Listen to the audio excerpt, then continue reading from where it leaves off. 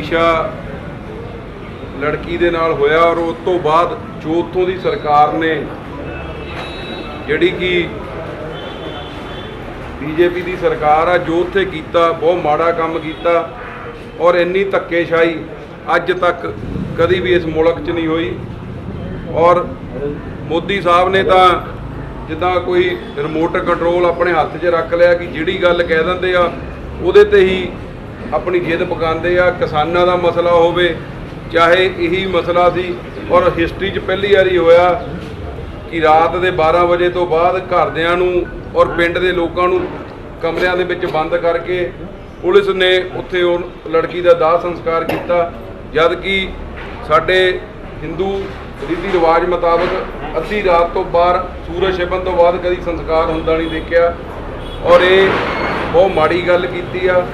ਇਹਦੀ ਅਸੀਂ डट के निखेधी करते हैं। उन्होंने बहुत मनभागी घटना घटी है और इस वेले असीं पूरा समाज और कोशिश करता कि उन्होंने कुड़ी नूं सही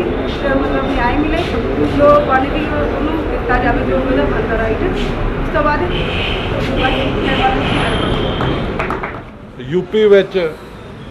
एक छोटी 19 साल की बच्ची नाल जो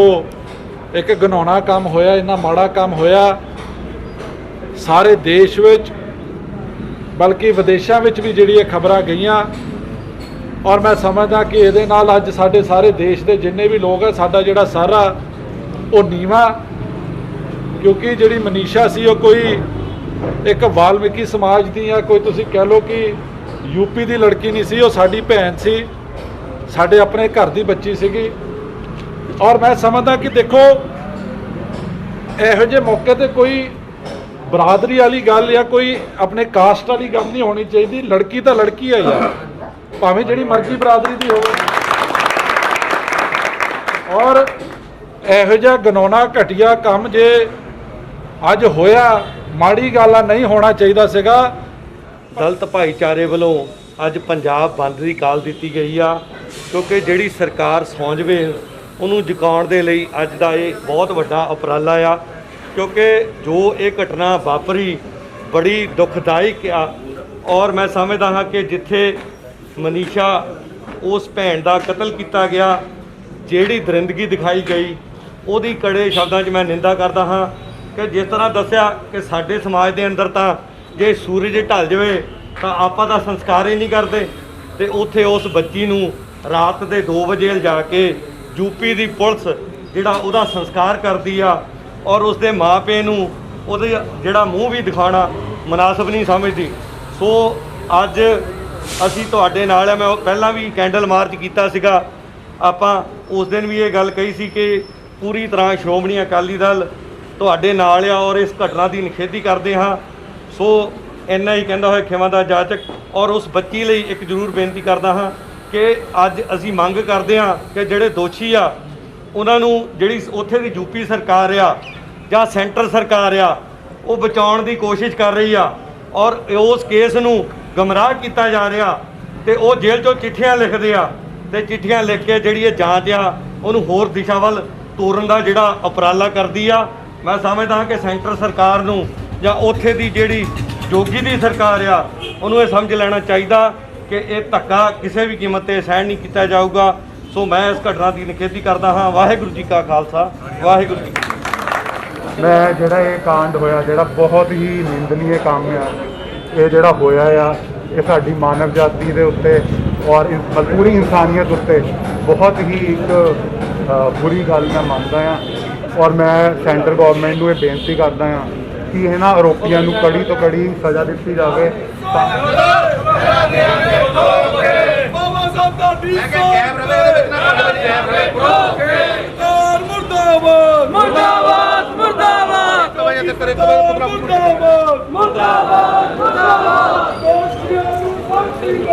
फांसी दो, फांसी दो, फांसी दो,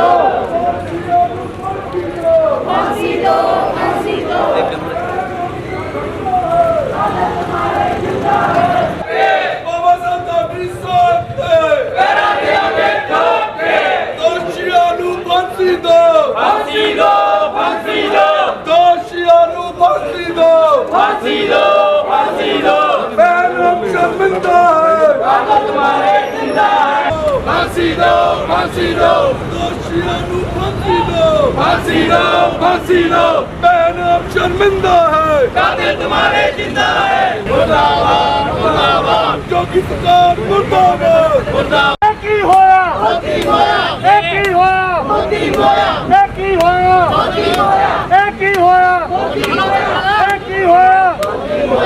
एक ही होया एक ही होया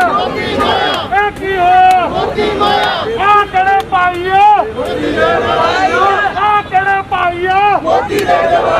जोगी सरकार मुर्दाबाद मुर्दाबाद मुर्दाबाद दोषियों को फांसी दो फांसी दो फांसी दो दोषियों को फांसी दो फांसी दो फांसी दो ਜੋ ਇਨਸੀਡੈਂਟ ਯੂਪੀ ਵਿੱਚ ਜਿਹੜਾ ਹੋਇਆ ਇੱਕ 19 ਸਾਲ ਦੀ ਇੱਕ ਬੱਚੀ ਜਿਸ ਤਰੀਕੇ ਨਾਲ ਚਾਰ ਬੰਦੇ ਚਾਰ ਦਰਿੰਦਿਆਂ ਨੇ ਮੈਂ ਤਾਂ ਕਹੂੰਗਾ ਉਹਦੇ ਨਾਲ ਪਹਿਲਾਂ ਗੈਂਗ ਰੇਪ ਕੀਤਾ ਉਹਦਾ ਸ਼ੋਸ਼ਣ ਕੀਤਾ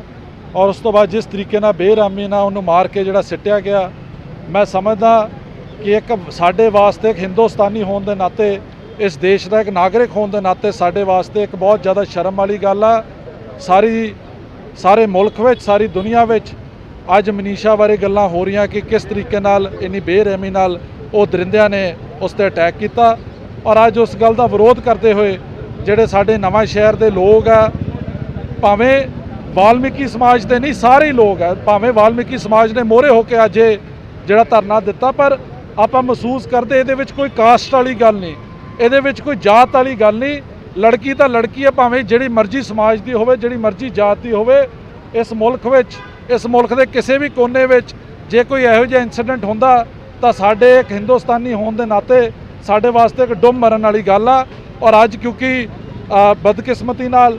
ਇਹ ਜਿਹੜਾ ਇਨਸੀਡੈਂਟ ਆ ਇਹ ਯੂਪੀ ਵਿੱਚ ਹੋਇਆ ਮੈਂ ਸਮਝਦਾ ਕਿ ਇਸ ਸਮੇਂ ਦੀ ਜਿਹੜੀ ਮੌਕੇ ਦੀ ਸਰਕਾਰ ਹੈ ਯੂਪੀ ਦੀ ਉਹ ਇਸ ਗੱਲ ਦੀ ਜ਼ਿੰਮੇਵਾਰ ਆ ਕਿ ਉਹ ਆਪਣੇ ਨੌਜਵਾਨ ਲੜਕੀਆਂ ਦੀ ਉੱਥੇ ਹਿਫਾਜ਼ਤ ਨਹੀਂ ਕਰ ਸਕਦੀ ਔਰ ਇਸ ਗੱਲ ਦਾ ਜ਼ਿੰਮੇਵਾਰ ਮੈਂ ਭਾਰਤ ਸਰਕਾਰ ਮੋਦੀ ਸਾਹਿਬ ਦੀ ਸਰਕਾਰ ਉਹਨਾਂ ਨੂੰ ਵੀ ਸਮਝਦਾ ਕਿ ਉਹਨਾਂ ਦੇ ਇਸ ਰਾਜ ਵਿੱਚ ਜਿਹੜੀ ਉਹਨਾਂ ਦੀ ਇੰਨੀਆਂ ਏਜੰਸੀਆਂ ਜਾਂ ਉਹਨਾਂ ਦੇ ਜਿਹੜੇ ਹੋਰ ਬੀਜੇਪੀ ਦੇ ਜਿਹੜੇ ਸਰਕਾਰਾਂ ਉਹਨਾਂ ਨੂੰ ਆਪਣੀ ਇੱਕ ਵੂਮਨ ਸੇਫਟੀ ਵਾਸਤੇ ਕੁਝ ਕਰ ਨਹੀਂ ਪਾ ਰਹੇ ਇੱਕ ਬੜੀ ਦੁੱਖ ਵਾਲੀ ਗੱਲ ਆ ਇਹ ਕੋਈ ਮੈਂ ਪਾਰਟੀਬਾਜ਼ੀ ਲੈਵਲ ਤੇ ਗੱਲ ਨਹੀਂ ਕਰ ਰਿਹਾ ਜੇ ਕੱਲ ਨੂੰ ਕੋਈ ਇਹੋ ਜਿਹਾ ਇਨਸੀਡੈਂਟ ਸਾਡੇ ਪੰਜਾਬ 'ਚ ਵੀ ਹੋਊਗਾ ਮੈਂ ਉਸ ਗੱਲ ਦੀ ਵੀ ਨਿੰਦਾ ਕਰੂੰਗਾ ਪ੍ਰਮਾਤਮਾ ਕਰੇ ਕੋਈ ਇਹੋ ਜਿਹਾ ਦਿਨ ਨਾ ਆਵੇ ਇੱਕ ਹਿੰਦੁਸਤਾਨੀ ਹੋਣ ਦੇ ਨਾਤੇ ਅੱਜ ਸਾਨੂੰ ਸਾਰਿਆਂ ਨੂੰ ਇਸ ਗੱਲ ਦਾ ਦੁੱਖ ਆ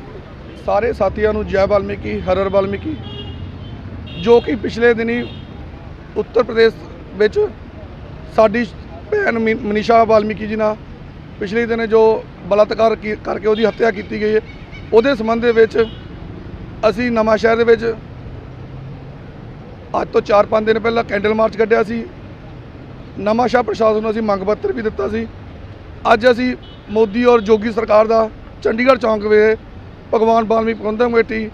ਸ਼ਹਿਰ ਦੇ ਵੱਖ-ਵੱਖ ਜਥੇਬੰਦੀਆਂ ਸ਼ਹਿਰ ਦੇ ਵੱਖ-ਵੱਖ ਸਮਾਜਿਕ ਜਥੇਬੰਦੀਆਂ ਰਾਜਨੀਤਿਕ ਜਥੇਬੰਦੀਆਂ ਵੱਲੋਂ ਸਾਡਾ ਸਹਿਯੋਗ ਕੀਤਾ ਗਿਆ ਅੱਜ ਅਸੀਂ ਚੰਡੀਗੜ੍ਹ ਚੌਂਕ ਵਿੱਚ ਜੋਗੀ ਸਰਕਾਰ ਔਰ ਮੋਦੀ ਸਰਕਾਰ ਦਾ ਪੁਤਲਾ ਜਾਲਿਆ ਗਿਆ ਅਸੀਂ ਸਰਕਾਰ ਨੂੰ ਚੇਤਾਵਨੀ ਦਿੰਦੇ ਆ ਜਿੰਨੀ ਦੇਰ ਤੱਕ ਸਾਡੇ ਸਮਾਜ ਦੀ ਭੈਣ ਮਨੀਸ਼ਾ ਵਾਲਮੀਕੀ ਨੂੰ ਇਨਸਾਫ ਨਹੀਂ ਮਿਲ ਜਾਂਦਾ ਉਨਾ ਚਿਰ ਅਸੀਂ ਚੁੱਪ ਨਹੀਂ ਬੈਠਾਂਗੇ ਇਹ ਸਾਡਾ ਸੰਘਰਸ਼ ਇੱਦਾਂ ਹੀ ਜਾਰੀ ਰਹੂਗਾ ਜੈ ਵਾਲਮੀਕੀ ਹਰ ਹਰ ਵਾਲਮੀਕੀ